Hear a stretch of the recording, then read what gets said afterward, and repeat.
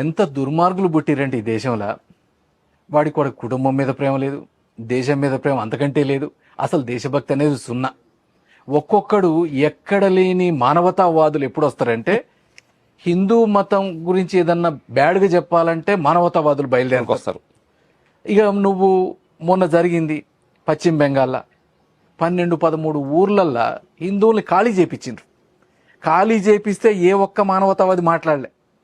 దాడులు జరిపి పంట పొలాలు 100 ఎకరాలని నరికి పక్కన పెడితే ఒక్క మానవతావాది మాట్లాడలే. ఈరోజు వచ్చి నీ దేశం కాదు, నీ మీద వాడు చంపడానికి వచ్చిండు, అట్లాంటోడికి నువ్వు నీళ్లు ఆపుతా అంటే ఇంకా చంపటం మొదలుపెట్టలే. నీళ్లు ఆపుతా అంటే ఇది మానవత్వం కాదనే ఎదవలు పుట్టిన దేశం ఇది. అందుకని ఇట్లాంటి వాళ్ళందరూ నేర్చుకోవాలి. ఒక్కొక్కడిగా ప్రకాష్ రాజ్ లాంటి వాడు ఎదవైతే వాడికి ఏందో ప్రశ్నిస్తా ఏందో ఒక ట్యాగ్ లైన్ జస్ట్ ఆస్కింగ్, వాడి ముఖం ఆస్కింగ్, వాడు పిచ్చి బాడకవు, వాడు జస్ట్ ఆస్కింగ్ అని పెట్టి ఏదో పిచ్చి కూతలు గుయ్యటం, పిచ్చి మాటలు మాట్లాడటం, దాన్ని మనం వీడియోలు చూసి చూడటం, లైకులు వస్తే వాడికి డబ్బులు పోవటం.